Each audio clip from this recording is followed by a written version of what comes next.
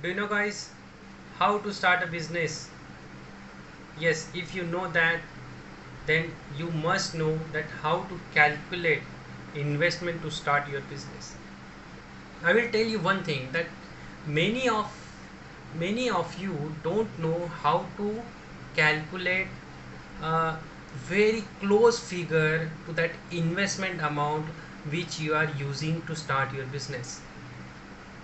Everyone know that this amount will take will be our expense, this amount will be our salary to our employees, this will be rent for our shop.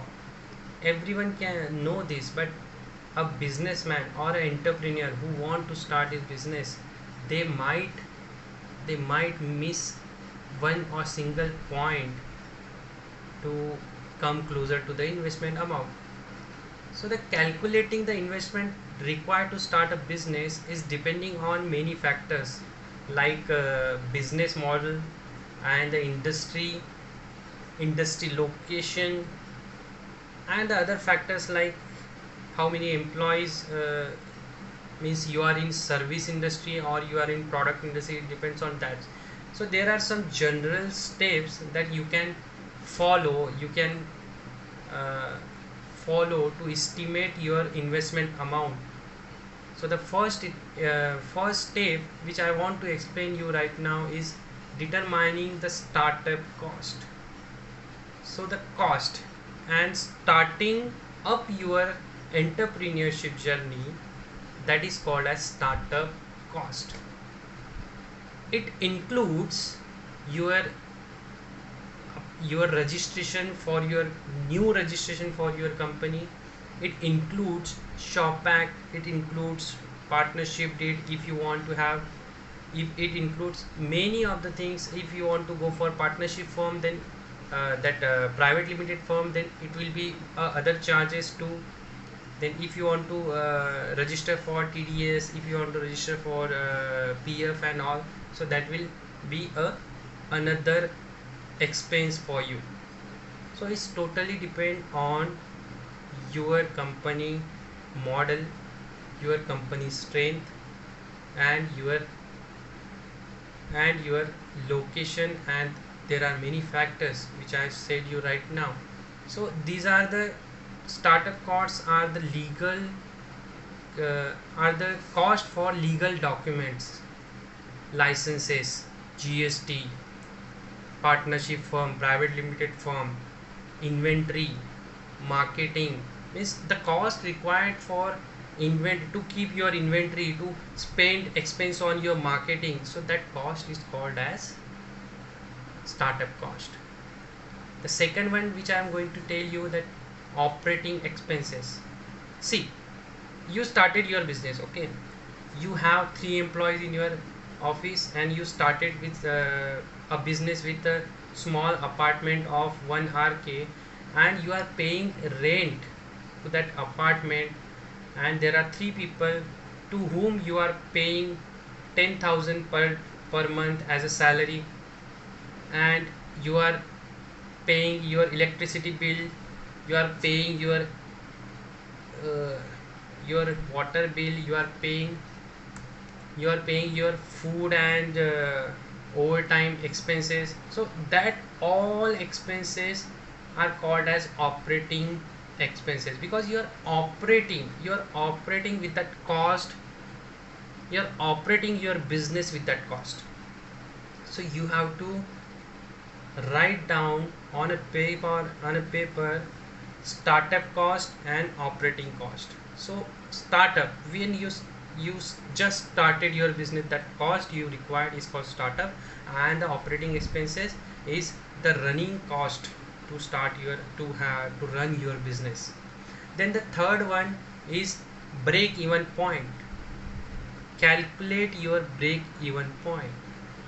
So you might have that question, that what is break even point. This point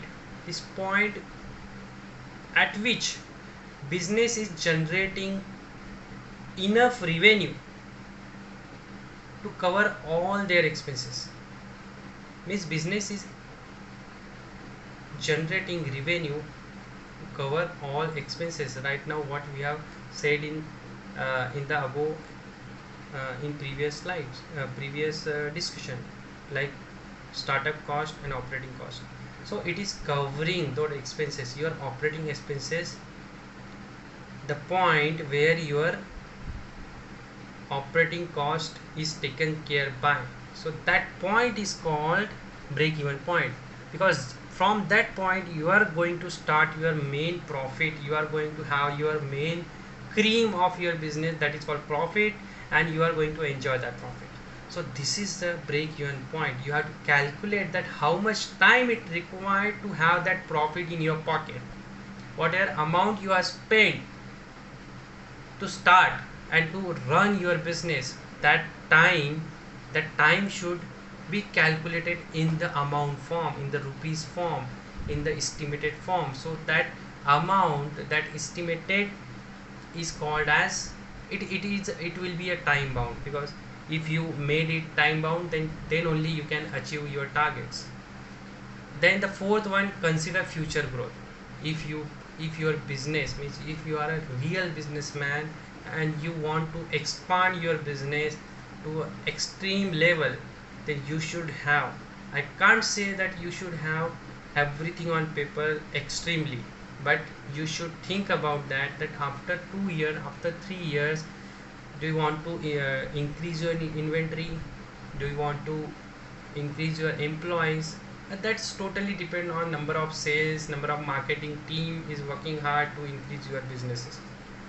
I understand that is depend on that, but you should take into consideration that 10 to 15% of amount you are going to consider here in the investment amount at the time of starting a business. So that cost will help you in with your expansion, and you will not feel regret at that time when you are thinking that you should have some amount to expand your business, because you are getting the orders but you don't have that resources right now, you don't have that amount to pay for your inventories, to pay for new employees. So you should think about that, you should plan 10 to 15 percent of the investment amount you have started with. And the fourth one, create a financial plan. As I told you that if you starting a business, you should have a future business plan, and if you have future business plan, you should have that financial plan also. What financial plan? That projected income, that you should plan that how much projected income you will gain after 2 3 years, before expansion or after expansion. You should know that, because it will definitely affect your investment amount right now to start your business. Then the cash flow, and cash flow for first few year when you are going to expand, you should consider those things also.